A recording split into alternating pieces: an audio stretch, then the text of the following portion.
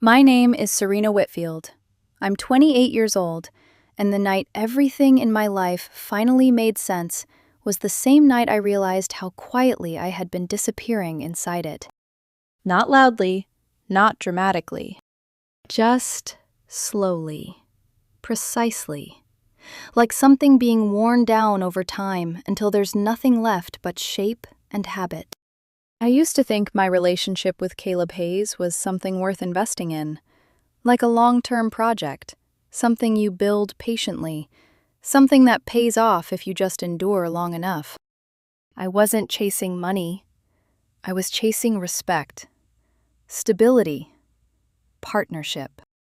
What I got instead was a role. And I didn't even realize I had been cast in it.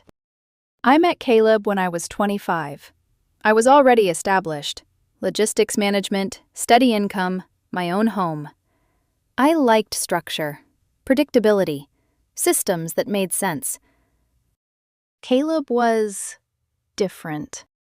Easygoing, charming in a way that made people trust him without asking why.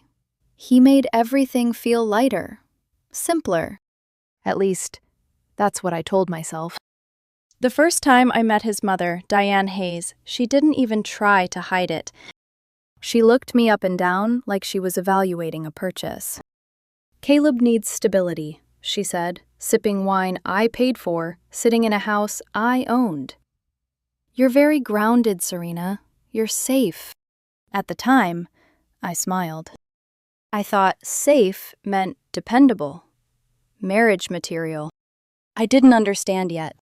Safe meant I would stay. Safe meant I would pay. Safe meant I wouldn't fight back. That should have been the moment I paid attention. But I didn't. For 3 years, I funded what I now think of as the Caleb Project. I paid off his $12,000 credit card debt because it was stressing him out. I covered the lease on his car because he needed something that matched his image. I absorbed every expense he couldn't or wouldn't handle. And Diane? She was always there. Not physically all the time, but present in every decision, every opinion, every shift in Caleb's behavior. If Diane said something, Caleb adjusted to match it. If Diane criticized me, Caleb stayed quiet. And silence, I learned, can be louder than anything else. A month before everything fell apart, I came home after a 12-hour shift. They were in my living room. Shopping bags everywhere, designer logos, expensive fabrics draped across furniture like it was a showroom. "Oh, look," Diane said, without even glancing at me. "The worker bee is home." Caleb smiled lazily from the couch. "Hey, babe." He didn't stand up. Didn't ask how my day was. Didn't notice I was exhausted. "Diane's car is in the shop," he added. "She's staying for dinner." Diane waved her hand. "And we used your Amex. It was easier." Easier. That word again. "How much?" I asked. Her eyes narrowed immediately. "Don't be so transactional, Serena. It's unattractive." Then she looked at Caleb. A silent cue. "A woman should want to support her man," Diane continued. "You don't want him looking like he belongs in your tax bracket, do you?" I waited. I waited for Caleb to say something. Anything.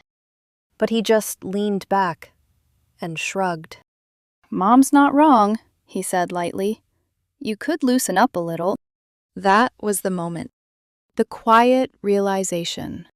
Not a fight, not an explosion. Just a shift. A role becoming clear. I swallowed it, like I always did, because I had already decided something. I was going to propose. I told myself that once we were engaged, things would change.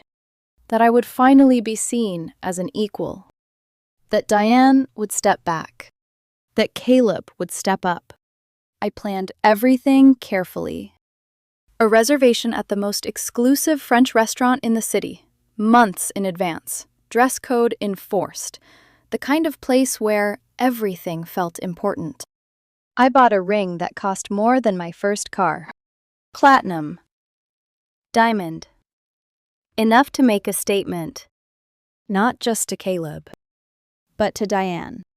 I wanted to silence her voice, to prove I wasn't just safe.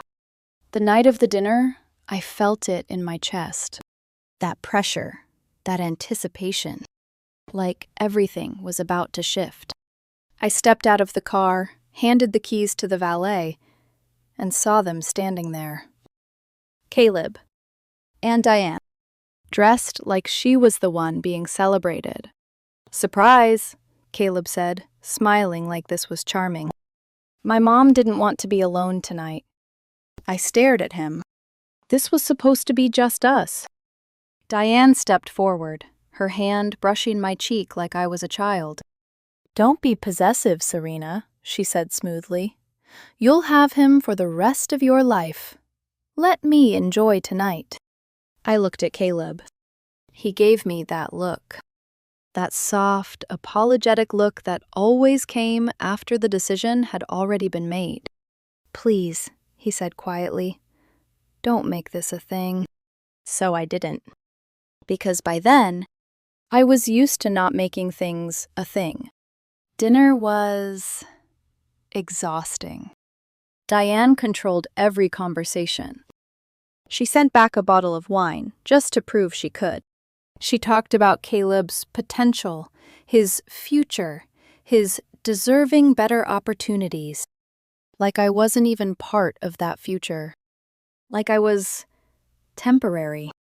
I sat there quietly, listening to a life being planned that I was paying for, but not included in. Then dessert arrived. And I knew. This was the moment. I took a breath, my hands steady, even if my chest wasn't. "Caleb," I said. Everything went quiet.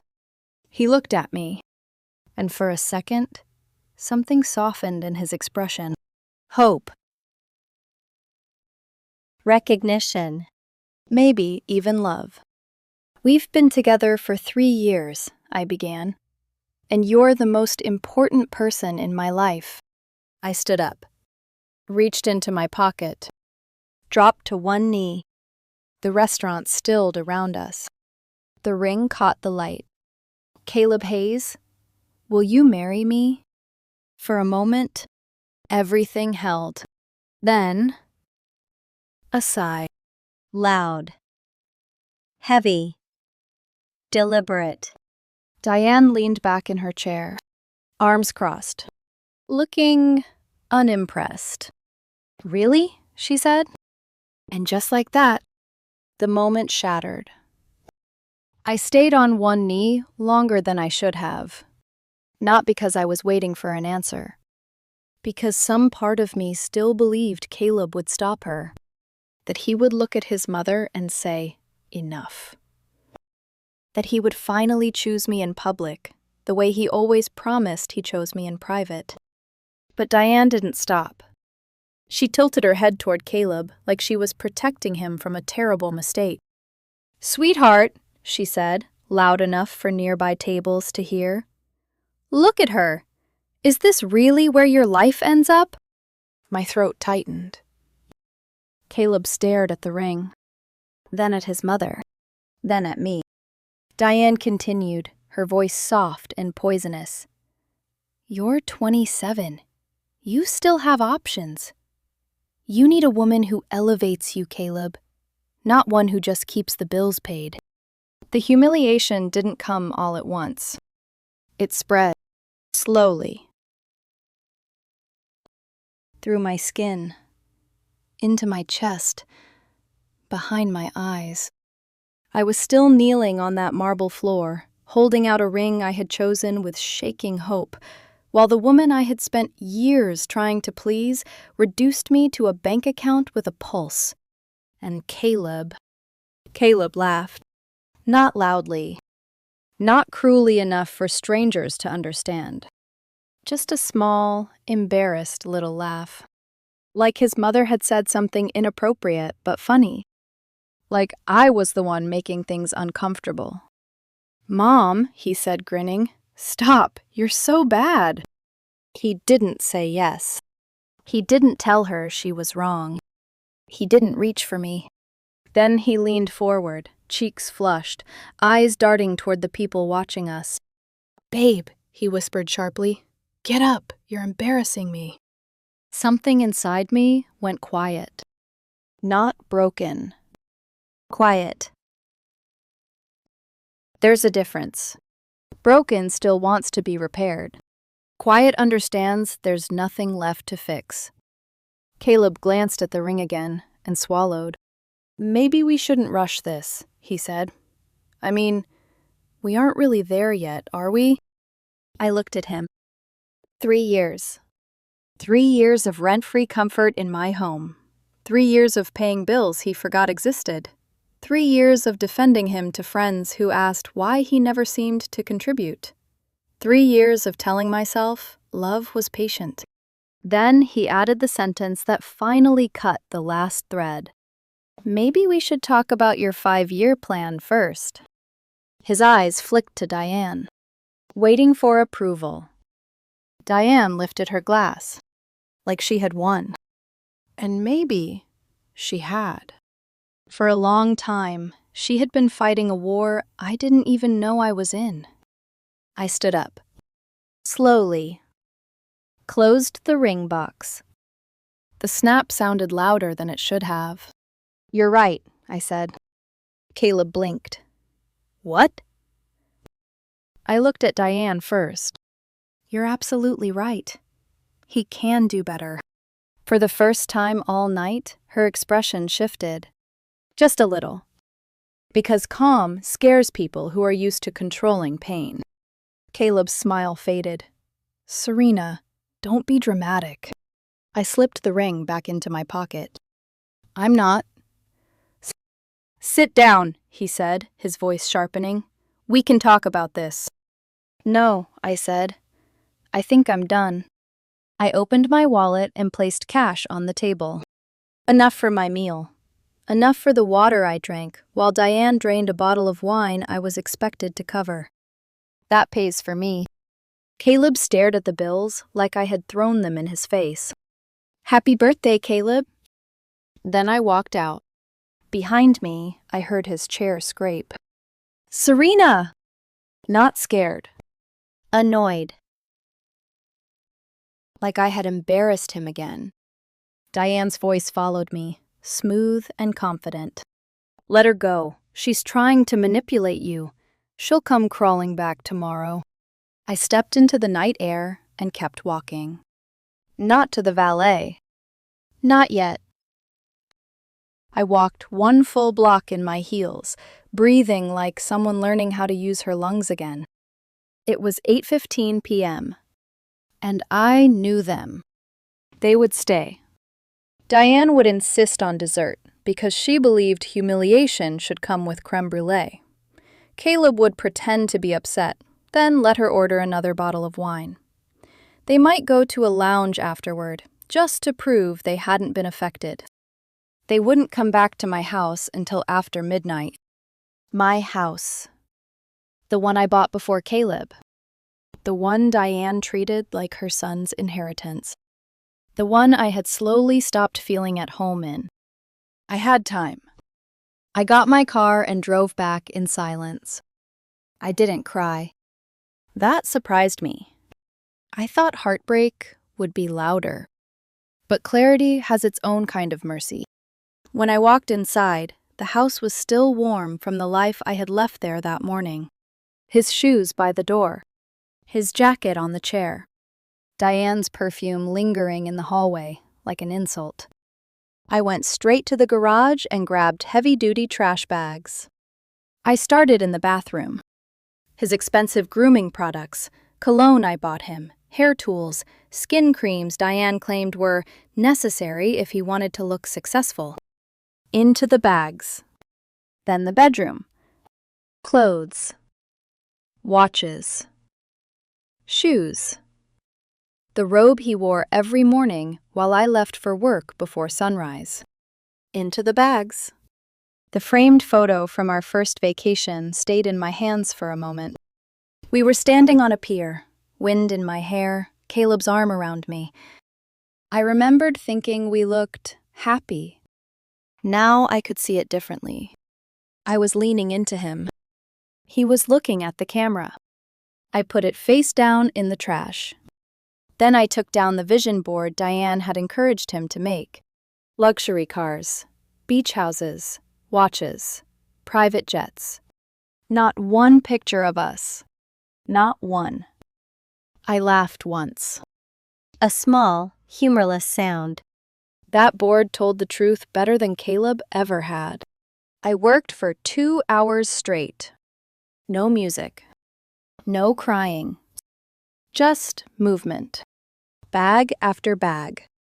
By the time I dragged everything onto the front porch, there were 12 bags lined up neatly beside the steps. Then I remembered the guest room. Diane's overnight bag was still there from the last time she visited for 3 days and stayed 9. I carried it outside and dropped it on top. At 10:30 p.m., I called a 24-hour locksmith.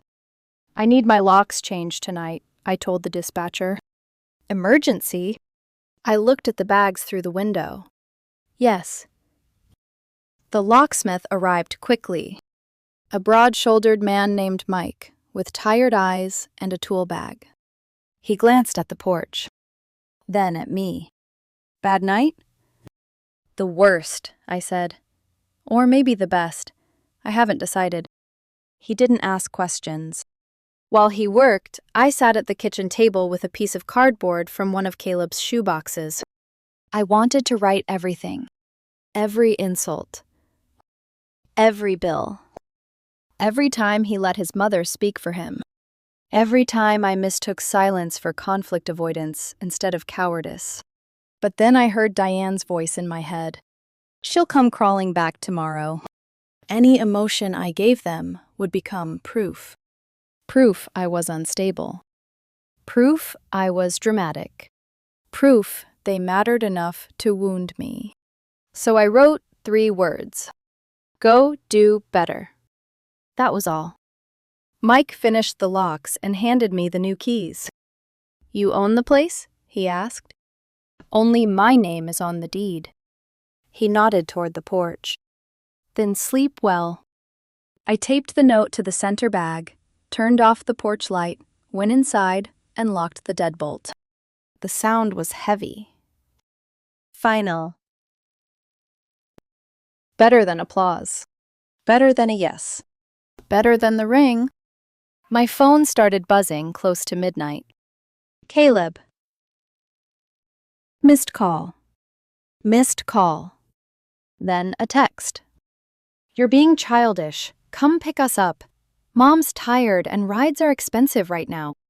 I stared at it. The old me would have gone.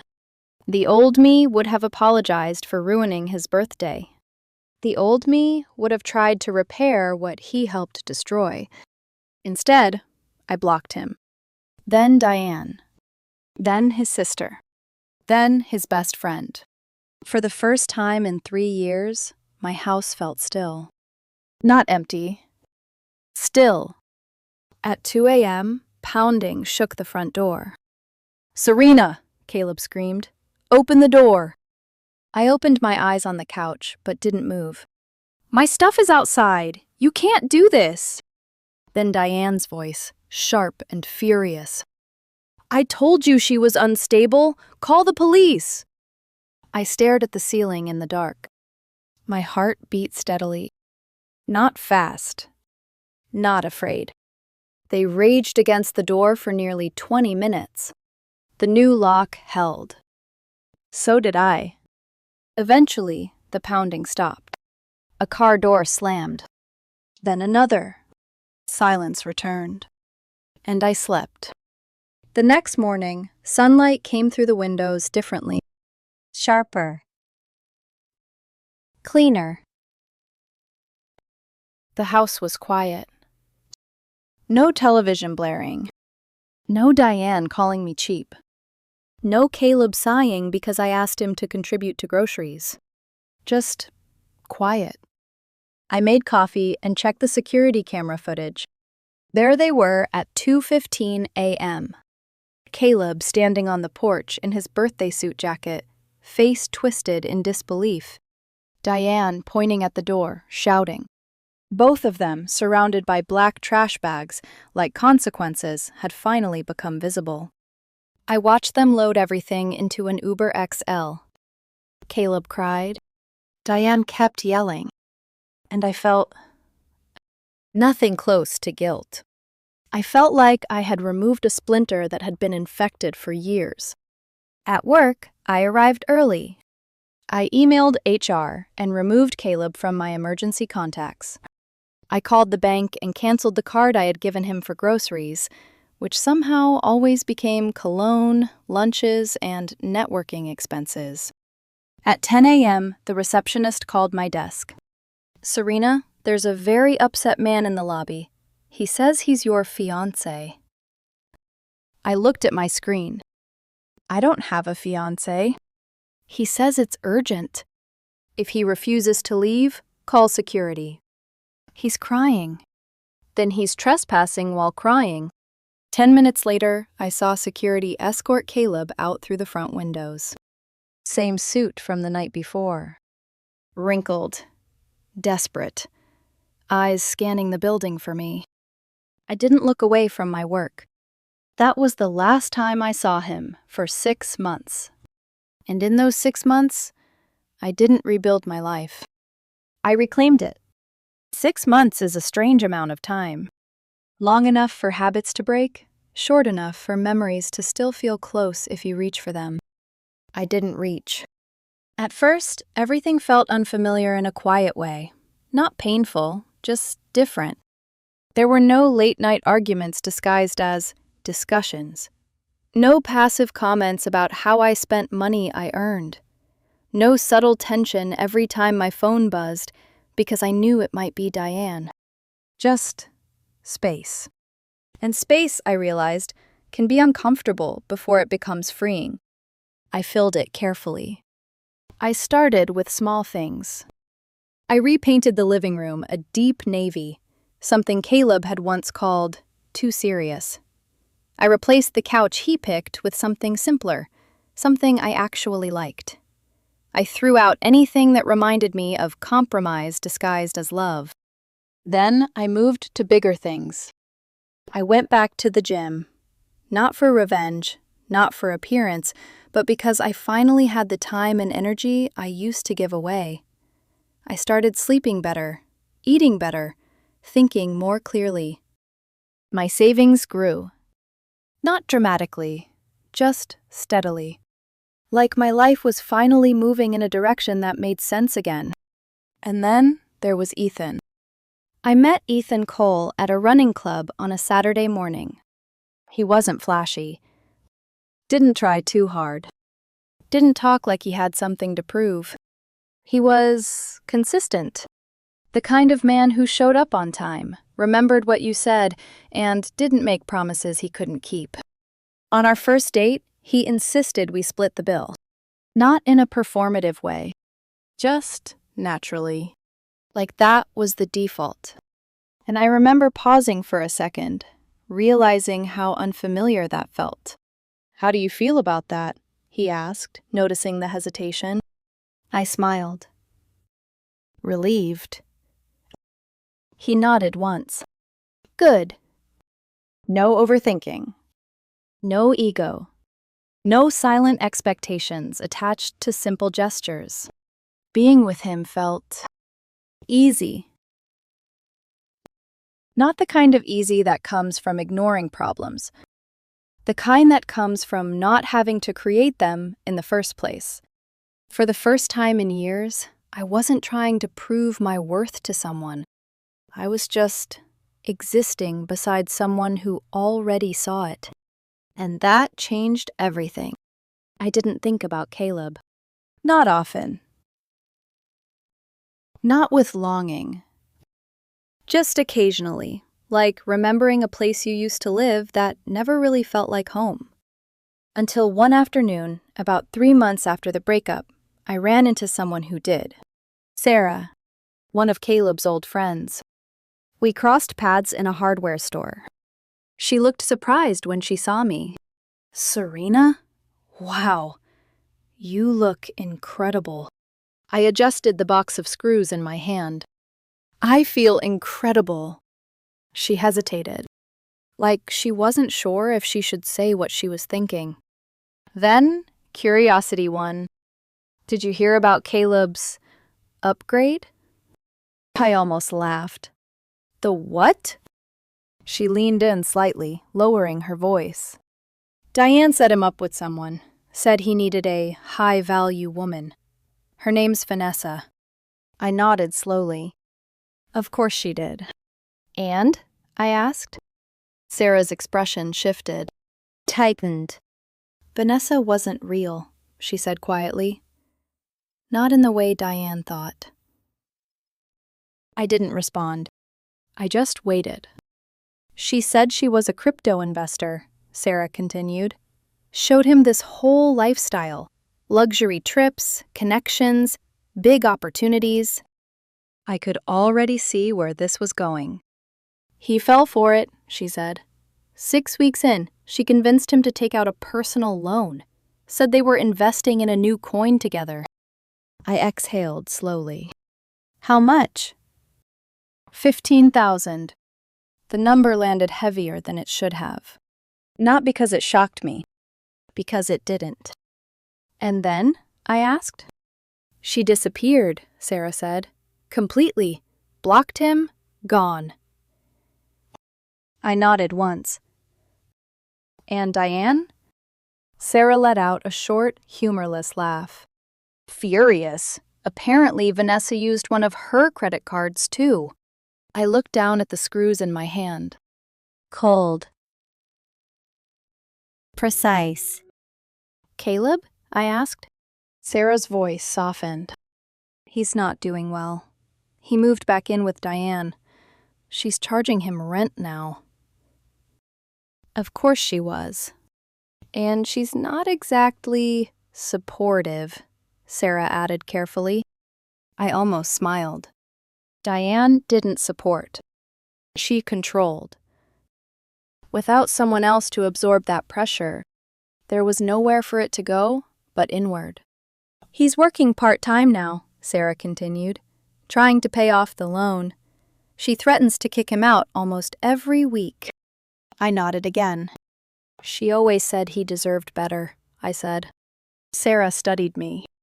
You're not angry? I thought about it. About the restaurant. About the ring. About the way Caleb laughed. Then I shook my head. No, I said.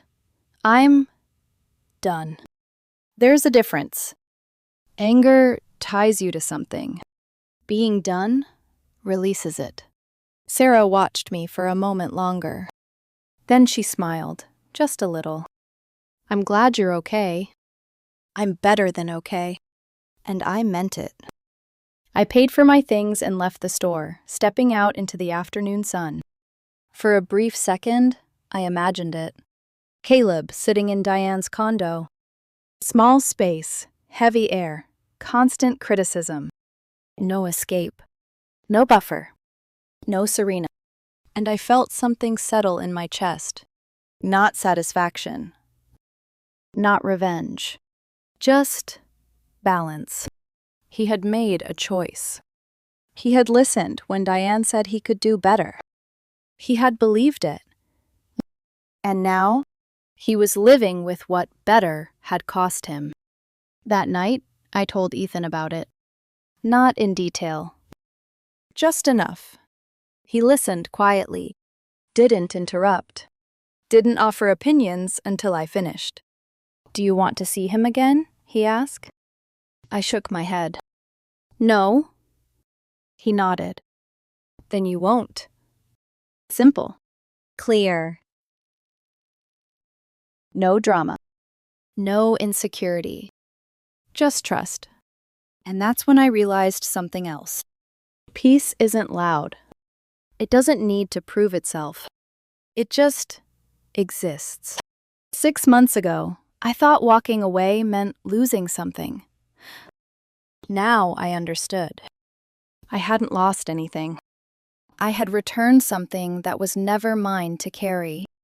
And I had finally stopped trying to earn a place in a life where I was only ever meant to be temporary. 6 months after the night at the restaurant, I received an invitation to a wedding. A mutual friend from college. The kind of connection that lingers even when everything else changes. I almost didn't go. Not because I was afraid of seeing Caleb, because I didn't feel the need to revisit anything tied to that version of my life.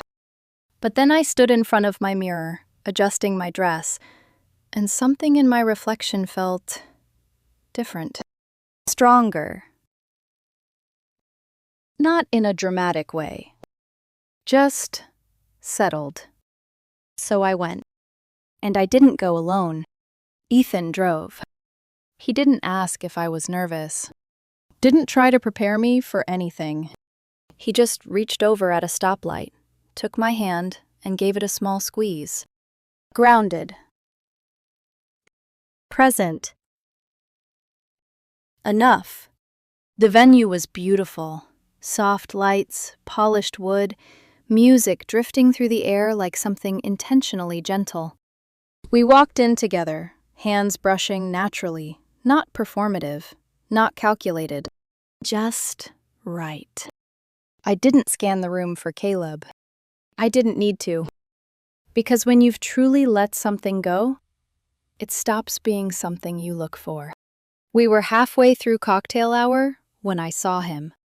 Near the bar. Alone. And for a second, I didn't recognize him. Not because his face had changed, because everything else had. His posture, his energy, the way he held himself, like someone waiting for something that wasn't coming. His suit didn't fit quite right. His hair looked tired, like he hadn't had the space to take care of himself properly. And then he saw me. His eyes widened. Not with anger, not with pride, with something softer, something desperate. They moved from me to Ethan, then back again. And I watched it happen. That realization, that quiet, unavoidable understanding. I wasn't waiting anymore. Ethan leaned closer to me. "Is that him?" he asked gently. "Yes." "Do you want me to stay?" I shook my head. "Just give me a minute." He nodded without hesitation. "I'll be by the bar." Then he pressed a soft kiss to my cheek and walked away. No tension. No insecurity. Just trust. Caleb approached slowly, like he wasn't sure I would still be there when he reached me. "Serena," he said. My name sounded unfamiliar in his voice, like something he used to own. "Caleb." He stopped a couple of feet away, close enough to talk, not close enough to touch. "You look," he started, then paused. "You look incredible." "I'm doing well," I said simply. He nodded too quickly. "I heard you got promoted." "I did." That's amazing. I always knew you would." There was a time those words would have meant everything to me. Now they just sounded late. Too late.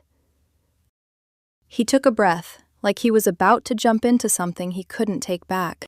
"Serena, The words came out fast. "I messed up." I didn't respond. I just watched him. "I let my mom get in my head," he continued. I thought I deserved more. Something bigger. Something better." His voice cracked slightly. "But everything after you? It's been a disaster." I could hear it in the way he said it. Not just regret. Exhaustion.